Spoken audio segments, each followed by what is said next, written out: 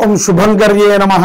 వక్రతుండ మహాకాయ సూర్యకోటి సమప్రభ నిర్విఘ్నం కురు మే దేవ సర్వకార్యేషు సర్వదా. ఆదిత్యాయ చ సోమాయ మంగళాయ బుధాయ చ గురు శుక్ర శనిభ్యశ్చ రాహవే కేతవే నమః. గురు బ్రహ్మా గురుర్విష్ణుః గురుర్దేవో మహేశ్వరః గురు సాక్షాత్ పరబ్రహ్మ తస్మై శ్రీ గురవే నమః. శ్రీ శ్రీ శ్రీ గణపతి సచ్చిదానంద సద్గురుభ్యో నమో నమః. ఈ యొక్క విశ్వావసునామ సంవత్సరములో ఈ యొక్క మకర రాశి వారికి పౌర్ణమి తరువాత శుభమైనటువంటి ఫలితాలు బాగా గోచరిస్తున్నాయి. చాలా మందికి ఒక డౌట్ అయితే ఉంది. మకర రాశి జాతకులకి ముఖ్యంగా గోచారము చాలా మంచి ఫలితాలను చూపిస్తోంది. అనేక పంచాంగాలలో మేము చూసినా, ఎవరెవరు చెప్పినా మేము విన్నా, అందరూ కూడా సత్ఫలితాలే సూచిస్తున్నారు. కానీ మాకు జరగట్లేదు అనేటువంటి ఒక భావనలో చాలామంది ఉన్నారు. యథార్థముగా అది సత్యమైనప్పటికీ కూడా ఇక్కడ మీరు ఒక విషయాన్ని గమనించాలి. గోచార ఫలితము ఒక 40% మాత్రమే మానవాళి మీద ప్రభావం చూపుతుంది. స్వజాతకము కూడా 50%కి మించదు. పూర్వజన్మ కర్మ ఫలితం ద్వారా నడుస్తూ ఉంటుంది. అయినప్పటికీ అన్ని రాశుల వారికి ఇంచుమించుగా అలా వెళుతోందండి, కానీ మకర రాశి జాతకులకి అలా వెళ్ళట్లేదు అని చాలామంది మాకు కామెంట్ రూపంలో కానీ పర్సనల్గా కలిసినప్పుడు కానీ చెప్తూ వచ్చారు. నేను వాళ్ళందరికీ నేను చెప్పిన విధానాన్ని మీకు ఈరోజు చెప్తున్నాను. నేను అనేది ఏంటంటే, మకర రాశి వాళ్ళు ప్రయత్నపూరితముగా వాళ్ళకు వచ్చేటువంటి కొన్ని అవకాశాలని సద్వినియోగపరుచుకుంటే బాగుంటుంది. కొంతమంది మకర రాశి జాతకులు మొండితనంగా ఉంటారు. సహజంగా ఆ రాశి యొక్క లక్షణమే అటువంటిది. బయటికి కనిపించేది ఒకటి, లోపల జరిగేది మరొకటి.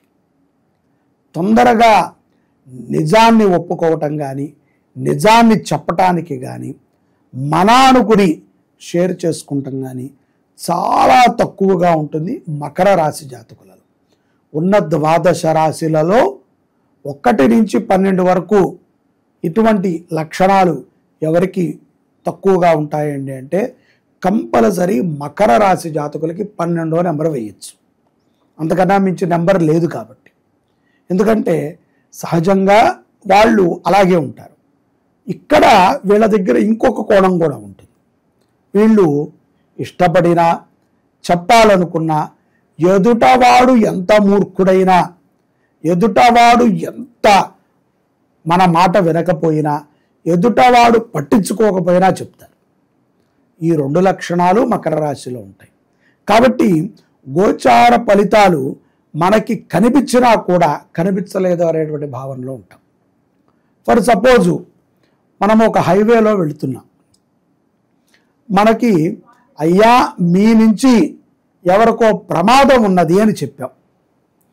మనం అన్నాం మకర రాశి జాతకుల నుంచి ప్రమాదం ఉన్నది అని. వీడు చాలా నెమ్మదిగా 20లో కారు తీసుకుని వెళుతున్నాడు. ఈ విషయాన్ని గుర్తుపెట్టుకుని ఉదాహరణకి చెప్తున్నాను. అప్పుడు వీళ్ళు వెళుతున్నటువంటి కారు ఏదో ఒక దానికి, ఒక స్తంభానికో ఒక వాహనానికో ఢీకొంది. వీళ్ళు వాళ్ళతో చర్చలు చేస్తూ అక్కడ ఉండిపోయారు.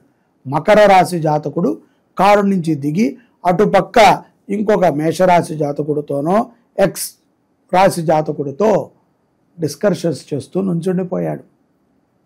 వీని వెనకాల ట్రాఫిక్ అంతా ఆగిపోయింది. మకర రాశి జాతకుడి వెనకాల ఈ యొక్క ట్రాఫిక్లో ఒక అంబులెన్స్ ఉంది. ఆ అంబులెన్స్లో ఒక వృద్ధురాలికి ఏదో అపాయం ఉంది, త్వరగా హాస్పిటల్కి తీసుకువెళ్ళాలి. ఇక్కడేమో ఈ గొడవ క్లియర్ అవ్వట్లేదు, ట్రాఫిక్ క్లియర్ అవ్వలేదు. లేకపోతే నీ నుంచి ఎవరికో నష్టము జరుగుతుంది అన్నాం. నేనేం చేశాను నష్టం అంటాం. ఆ ట్రాఫిక్లో ఇరుక్కుపోతే ఆ ఉద్యోగస్తుడికి ఉద్యోగ ప్రయత్నం కోసం వెళుతున్న వాడికి సమయం మించిపోయిందని ఇంటర్వ్యూ పోవచ్చు. ఈ వృద్ధురాలి ప్రాణానికి హాని కలగచ్చు. ఇంకొకరికి ఏదైనా ధన నష్టం కలగచ్చు. ఒకరికి ఫ్లైట్ నష్టం కలగచ్చు. ఒకరికి ప్రయాణం ఆలస్యం అవ్వచ్చు. ఒకరికి ఆకలి బాధ కలగచ్చు. ఇవన్నీ మకర రాశి వాడికి బ్యాక్గ్రౌండ్లో జరిగిన చరిత్ర. వాడికి తెలియదు.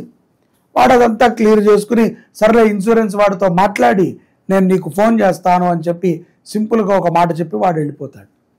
వెనకాల మన నుంచి కష్టపడిన వాళ్ళ కష్టం మనకి తెలియదు. ఆనందం అయితే ఎవరో పడరు కదా, ఊరికినే కారులో ఏసీ వేసుకుని హైవే మీద కూర్చుందామండి అనే అంత పిచ్చివాళ్ళు ఉండరు కదా. కాబట్టి తెలిసో తెలియకో మనం కొన్ని ప్రమాదాలను చేస్తూ ఉంటాం, కొన్ని విపత్తులను చేస్తూ ఉంటాం. ఇలాగా గోచారమురీత్యా కూడా మనకి కనిపించేటువంటి ఒక సదవకాశాన్ని జార విడుచుకుంటున్నారు మకర రాశి జాతకులు అని నేను చెప్పడంలో ఎటువంటి సందేహము పడట్లేదు. కాబట్టి కొంత పరమాత్మ మీద అన్నీ వదిలేయకుండా వచ్చినటువంటి అవకాశాలని, వచ్చినటువంటి కాలాన్ని సద్వినియోగపరచుకోండి. ఉడికేదాకా ఉన్నాం, చల్లారేదాకా మనం లేకపోతే నోరు కాలుతుంది. కాబట్టి కొంత ఓపికతో ఉండండి. ఈ యొక్క మాసము మరింత విశేషమైనటువంటి ఫలితాలను ఇస్తుంది. ఉద్యోగ ప్రయత్నము మాత్రము మానకండి. చాలామంది ఉద్యోగ ప్రయత్నాలను చేస్తూ మానేస్తున్నారు. దొరకదు సార్, ఇంకింతే, మా బతుకులు ఇంతే అని. మీ బతుకులు ఇంతే కాదు, మీరు ఇంతే అనుకుంటే ఇంతే, ఇంతకింతై అని మీరు ప్రయత్నం చేయండి, తప్పనిసరిగా దొరుకుతుంది. అలాగే ఆహార వ్యవహార నియమాలను కూడా పాటించాలి. రాహు పీడితమైనటువంటి బాధలు కొన్ని ఉన్నాయి, అవి కక్కలేక మింగలేక ఉంటాయి. కాబట్టి శరీరములో కొన్ని మార్పులు వస్తాయి. చర్మ వ్యాధులు కానీ, రక్త ప్రసరణ సమస్యలను కానీ, నరాలకు సంబంధించినటువంటి సమస్యలు కానీ ఆరోగ్యంలో వస్తాయి. ఇటువంటి మకర రాశి జాతకులు తప్పనిసరిగా గోమాతని పోషించాలి, గోమాతని పూజించాలి. గోవుకి ఎంతో కొంత మీ సంపాదనలో కొంత భాగాన్ని రుసుముని చెల్లిస్తూ దాని యొక్క అనుగ్రహాన్ని పొందాలి. అలాగే శివారాధన మంచిది. ఈ యొక్క దేవీ నవరాత్రుల్లో శతచండీ యాగం మన పీఠంలో జరుగుతోంది. కుదిరితే తప్పనిసరిగా శతచండీలో పాల్గొని అమ్మ దయని పొందండి, గోమాతని పూజించండి. గోమాత అష్టోత్తరాన్ని బాగా ప్రాక్టీస్ చేయండి, చదవండి. సదా గోమాతని స్మరిస్తూ ఉండండి. విజయం వరిస్తుంది మకర రాశి వారికి. జై శుభంకరి. సర్వే జనాః సుఖినో భవంతు.